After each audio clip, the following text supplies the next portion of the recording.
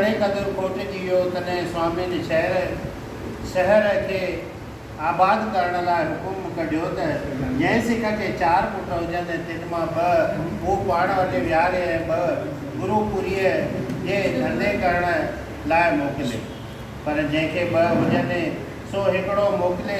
सतगुरनि जो अहिड़ो फरमान निकिरण खां पोइ केतिरा धंधा माण्हू धंधे लाइ अची उते निकिता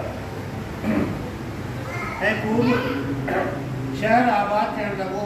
पोइ त आहिस्ते आहिस्ते माण्हू पाण ई अचण लॻा ऐं वॾी शाही बाज़ार ठही तयारु थी, जंहिंमें केतिरा दुकान ठहिया आहिनि। अहिड़ी तरह सतगुरनि पंहिंजी दया सां अमृतसर खे स्वर्ग जी पुरी बणाए छॾियो। सरवर पीर जो हिकिड़ो ॿियो मुरीद बहलो नाले हिकिड़ी गांव में रहंदो हो, जंहिंखे हथ में सोटो ऐं गिचीअ में सिलई ऐं बेक शेख जो हूंदो हो। हू सरवर पीर जे ॿियनि सभिनी मुरीदनि में वॾी इज़मत वारो हूंदो हो ऐं उन्हीअ सभिनी खे साण वठी जहारत ते वेंदो हो। माण्हू हुनखे सुल्तानी करे कोठींदा हुआ। हू अॻे जन्म करे गुरू घर जो टहिलियो हूंदो हो ऐं घणी खिदमत कयल हुयसि। तंहिं करे हिकिड़े ॾींहुं श्री गुरु अर्जन साहिब हिन ॾांहुं हुकुमनामो लिखियो त अची असां सां गॾु। पर हिन सिख हथां जवाबु मोकिलियो त अॻे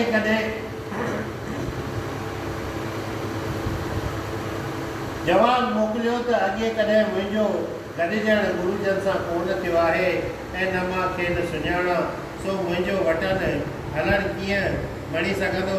तंहिं करे हू पंहिंजे गुरूअ खे वञी चओ त हाजी वॾे कम में आहे ऐं हू पीर साईंअ जे मुरीदनि खे छॾे ओॾांहुं अची नथो सघे। सिख मोटी सतगुरनि वटि आयो ऐं हुनजो जवाबु ॿुधायो।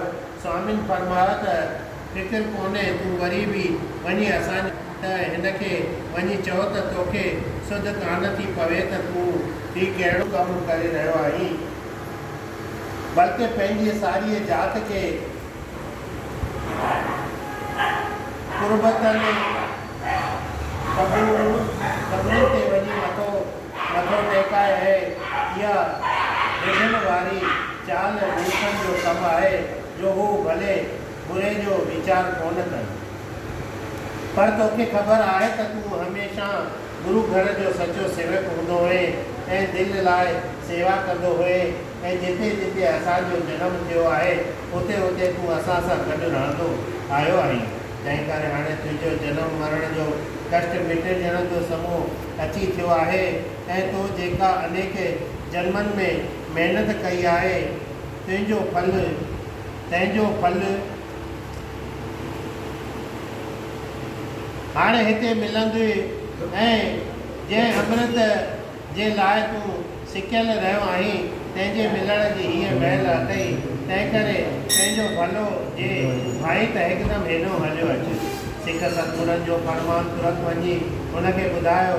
हिकु वारी पहिरियों इहा वार्ता ॿुधी हैरान थी वियो ऐं ईअं न सुपिनो ॾिसंदो आहे तीअं हिनखे जाॻंदे कुझु ॾिसण में आयो ऐं पोइ थोरी देरि खां पोइ सचो सोचे वीचारे सिख खे जवाबु ॾिनई त मूंखे त का बि ख़बर पई नथी सघे त आउं केरु आहियां ऐं केरु हुउसि, छा करे चुको आहियां।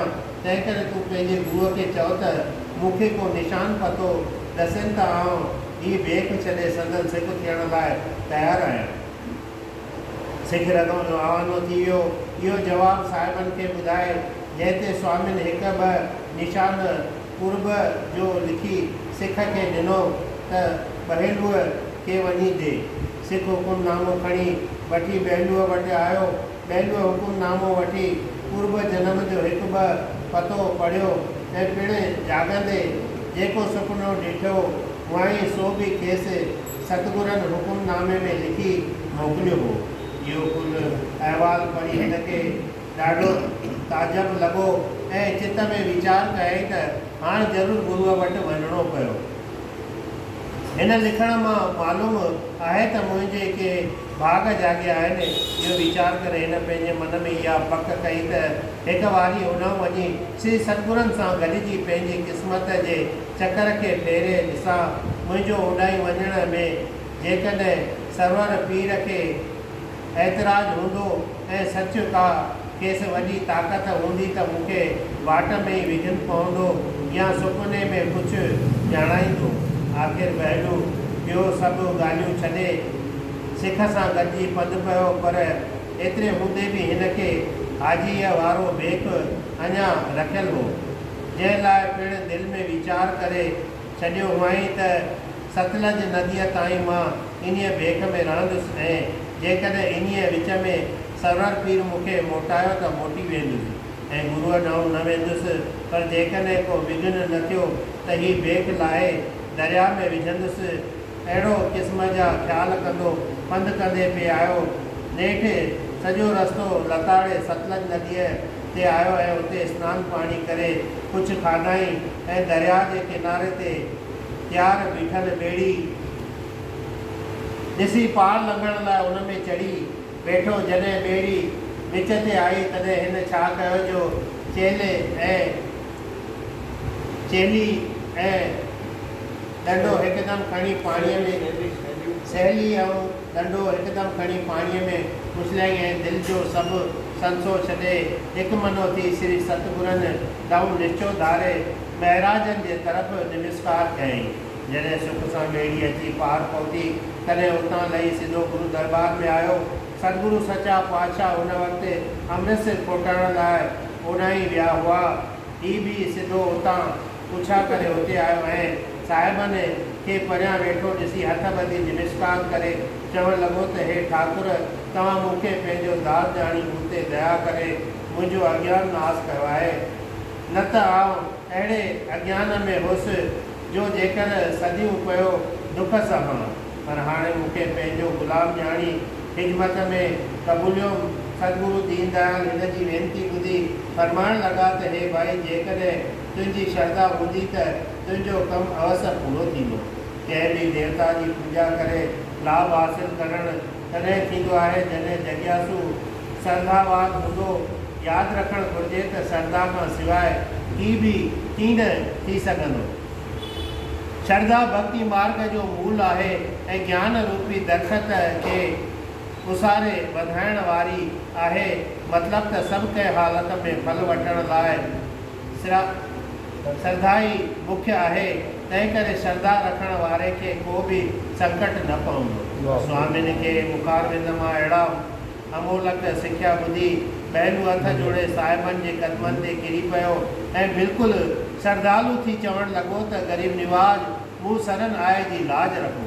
सतगुरु हिन जी अहिड़ी अभिलाखा ॾिसी हिन ते ॾियारी मुक़ररु कई ऐं खेसि हुकुम ॾेई छॾियो त हाणे हमेशह गुरू घर मां आहार वठी खाईंदो कर ऐं तीर्थ जो कमु शुद्ध भावना सां कंदो कर ऐं सभु संगत सां मेलाप रखी गुज़ार। सतगुरनि जो हुकुम ॿुधी भाई पहलू ॾाढो ख़ुशि थियो ऐं स्वामिनि खे मथो टेके भंडारे मां रसोई वठी सिखनि सां मिली वञी कम ते चढ़ियो। पहले खे सिखनि सिरुनि जे खुरनि जो कमु ॾिनो। संपूर्ण समापति बाक़ी बयान भाङे में पढ़ो।